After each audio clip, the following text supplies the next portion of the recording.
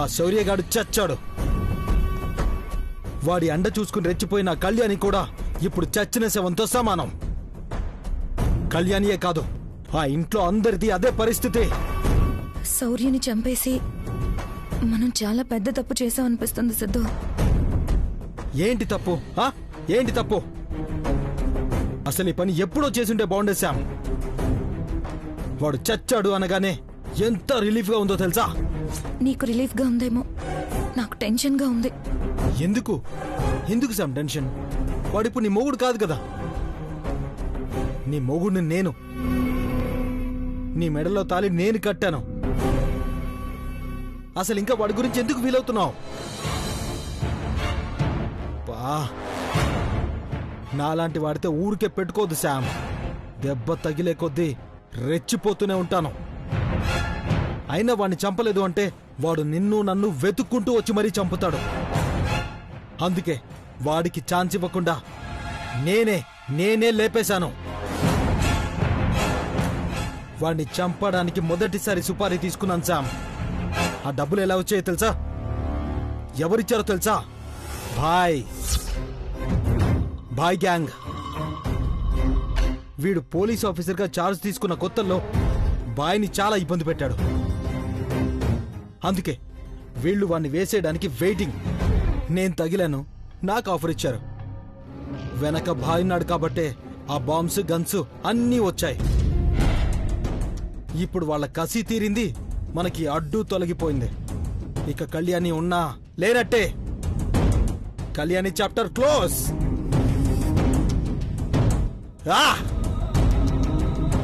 Yes!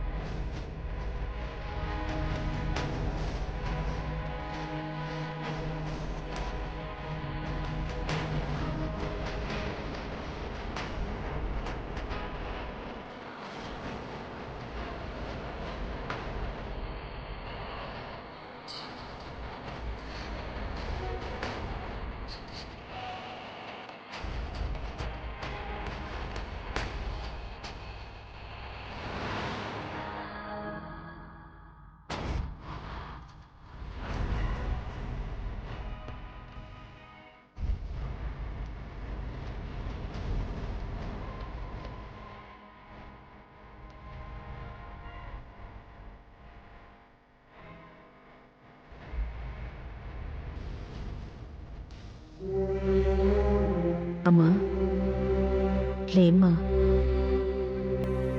కొంచెం juice తాగు.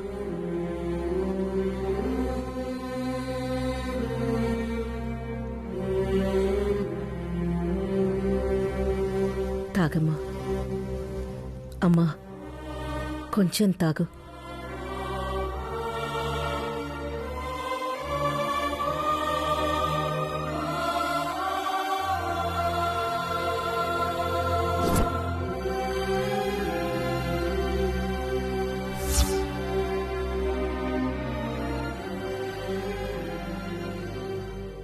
దీపం వారిపేసి ఆ దీపానికే దీపం పెడుతున్నావు కదే. అంత నా కర్మే, నా కర్మ, నా కర్మ, నా కర్మ. దమయంతి ఊరుకో.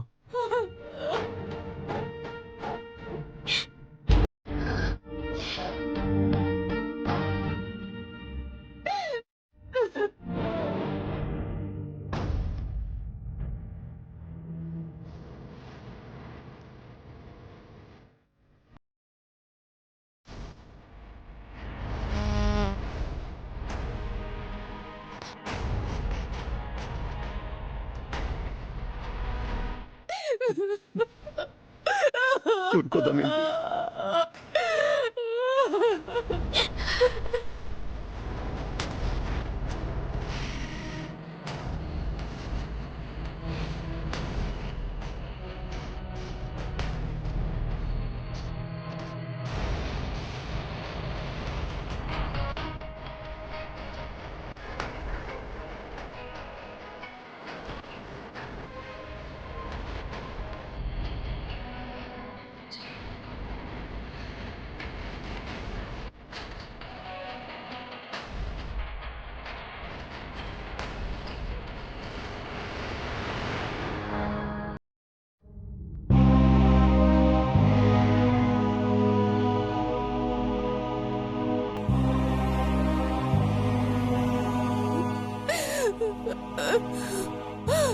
మిమ్మల్ని పరామర్శించడానికి ఐజీ గారు వస్తున్నారు.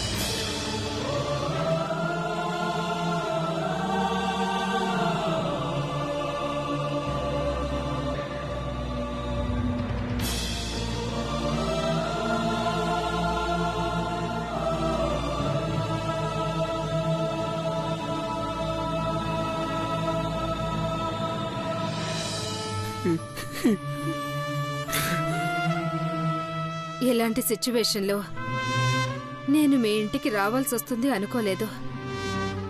శౌర్య గురించి నాకు బాగా తెలుసు. అంత మంచి ఆఫీసర్ చనిపోవడం నాకు చాలా బాధగా అనిపిస్తుంది.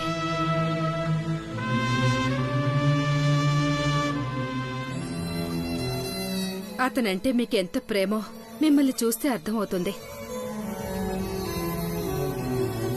శౌర్య లేడు అన్న నిజాన్ని జీర్ణించుకోవడానికి మీకు కొంత సమయం పట్టొచ్చు.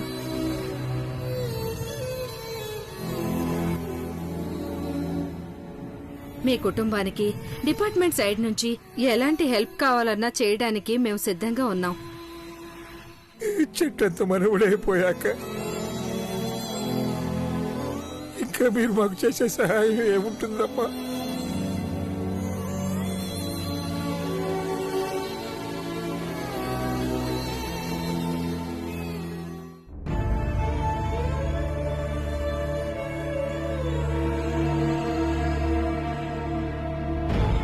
మీకు జరిగిన నష్టం ఎవ్వరూ తీర్చలేనిది. బట్ మీరు స్ట్రాంగ్గా ఉండాలి. మీ వారి గురించి బాధపడటం కాదు, శౌర్య చెయ్యాలనుకున్న పనులు మీరు పూర్తి చేయాలి.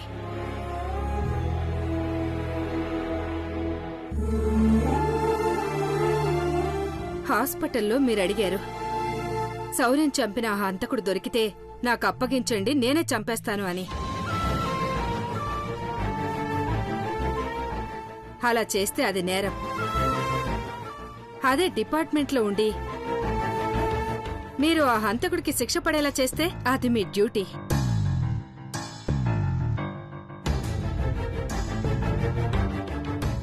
అందుకే శౌర్యకిష్టమైన ఆ పోలీస్ యూనిఫామ్ మీరు వేసుకునే అవకాశం ఇస్తాను.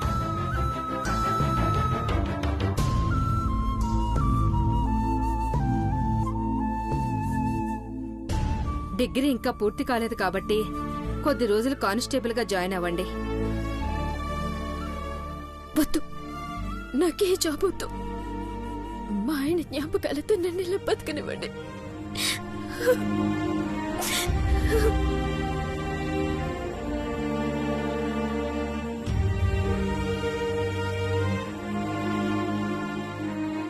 క్షమించండి, నా కూతురు భర్త చనిపోయిన బాధలో ఉంది. I can understand. బట్ మీ అమ్మాయికి ఒకటి అర్థమయ్యేలా చెప్పండి. ఆ బాధల నుంచి బయటికి రావాలి అంటే ఒక మార్పు కావాలి. అది తన భర్తకిష్టమైన డిపార్ట్మెంట్లోకి రావడమైతే చాలా బావుంటుంది. ఉంటాను.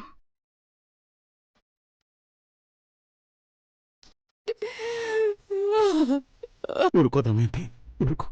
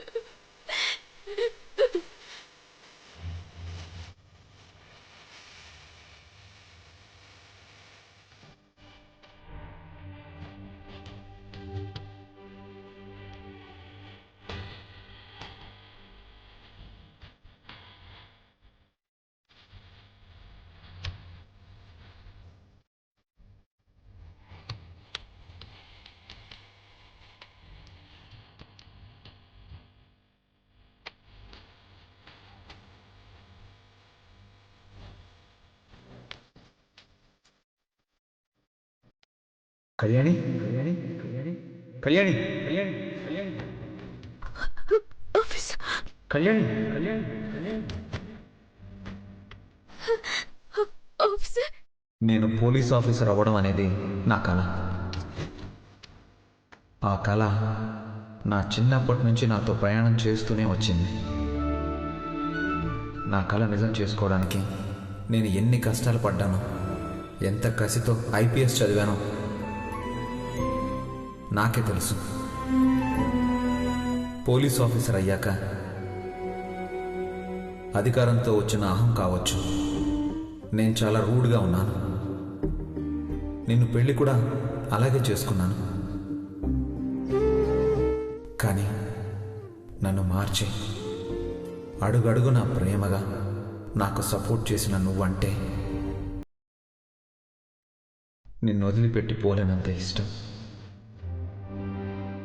నా ఇష్టాన్ని అర్థం చేసుకున్న నా భార్యగా నా ఆశల్ని ఆశయాల్ని కూడా ముందుకు తీసుకెళ్తావని నా నమ్మకం. నా నమ్మకాన్ని నిలబెడతావు కదా? ఆఫీసర్,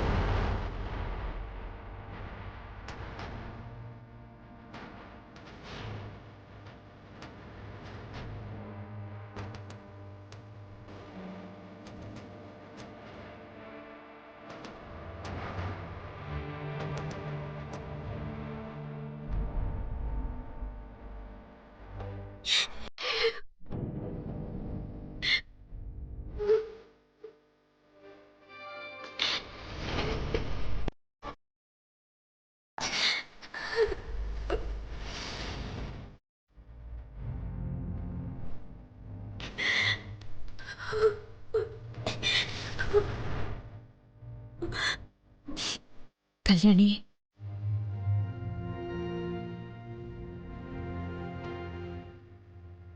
ఊరుకోమ్మా. కష్టానికి ఏడుపెప్పుడు పరిష్కారం కాదు. ఈ వయసులో నీకు రాకూడని కష్టమే వచ్చింది. అలా అని జరిగిన దానికి బాధపడుతూ కూర్చోటం కాదు. ఆ కమిషనర్ గారు చెప్పింది నిజం. నువ్విప్పుడు శౌర్య జ్ఞాపకాలు బ్రతకటం కాదు చేయాల్సింది. శౌర్య ఆశయాల్ని బ్రతికించాలి. భార్య అంటే భర్తలో సగం అంటారు. భర్త చనిపోతే భార్య చనిపోయినట్లే అని కాదు. అతని ఆశల్ని ఆశయాల్ని సమాజంలో అతని ఉనికిని బ్రతికించటమే ఆ సగభాగం అనే మాటకి అర్థం. నువ్విలా బాధపడుతూ ఉంటే శౌర్య ఆత్మ కూడా బాధపడుతుంది.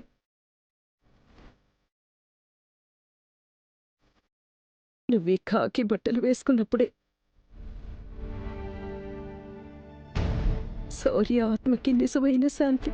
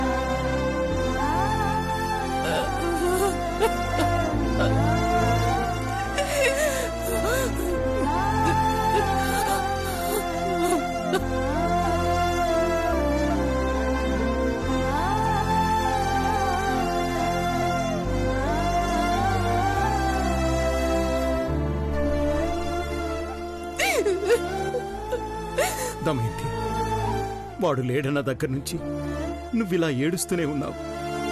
నువ్విలాగే ఉంటే ఏమైపోతావో అని నాకు భయంగా ఉంది.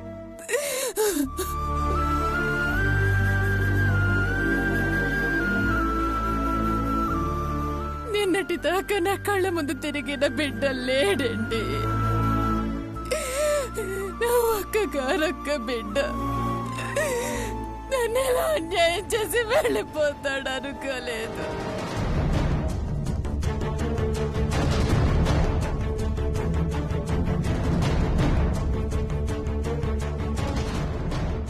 నన్ను ఎవరేమన్నా, ఎన్ని బాధలు పడినా నా బిడ్డ నన్ను ఏనాడు ఒక్క మాట కూడా అనలేదండి.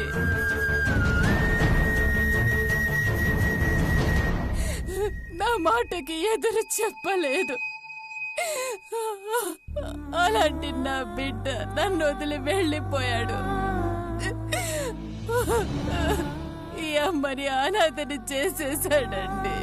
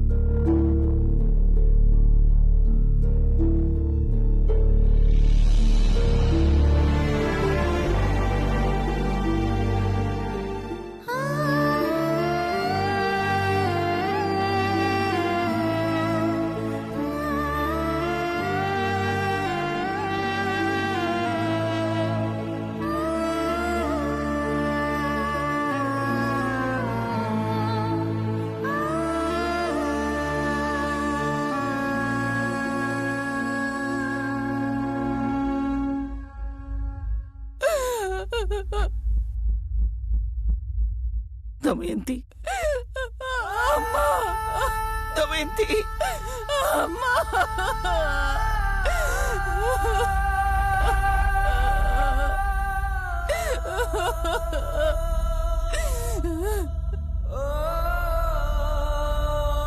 అమ్మా, నీ మనవడు చూడు, మనల్ని ఏడిపిస్తూ ఫోటోలో వాడేలా నవ్వుతున్నాడు.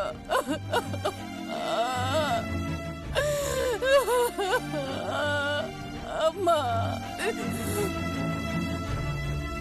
నీకింత కష్టం వస్తుందని నీ కల్లో కూడా అనుకోలేదు. అసలు ఇంత ఘోరం ఎందుకు జరిగింది? ఆ భగవంతుడు నా మనవడి ప్రాణాల బదులు నన్ను తీసుకెళ్ళా బాగుండేది. ఇదంతా వాళ్ళ వల్లే, ఆ కళ్యాణి అనుపమల వల్లే నా బిడ్డ చనిపోయాడు. ఆ అనుపమ కలగని మరి నా బిడ్డ చావు కోరిందమ్మా. అనుకున్నట్టే నా బిడ్డ ప్రాణం పోయింది. పిచ్చిదానా, ఇలాంటప్పుడు కూడా ఈ మాటలేమిటమ్మా? అనుపమ కూడా శౌర్య అంటే ప్రాణం. అలాంటిది అనుపమ శౌర్య చావు కోరుకుంటుందా? తన భర్త కట్టిన తాళి తెగాలని కళ్యాణి ఆశపడుతుందా అమ్మా? ఏం మాటలవి? ఊరుకో. నిజంగానే నా బిడ్డంటే అంత ప్రాణమైతే కళ్యాణి వల్ల సిద్ధుగడితో శత్రుత్వం పెరుగుతున్నప్పుడే తాను పెంచిన కళ్యాణిని హద్దుల్లో పెట్టుకోవాలమ్మా. అంతేకాని ప్రాణం అని చెప్పి నా బిడ్డ ప్రాణాలు పోయే వరకు చూస్తూ ఉంటుందా?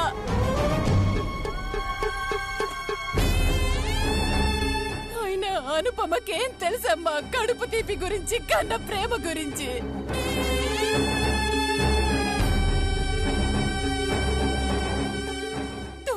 నెలలు కడుపున మోసి కంటే తెలుస్తుంది. బిడ్డ పోతే ఆ బాధ ఎలా ఉంటుందో.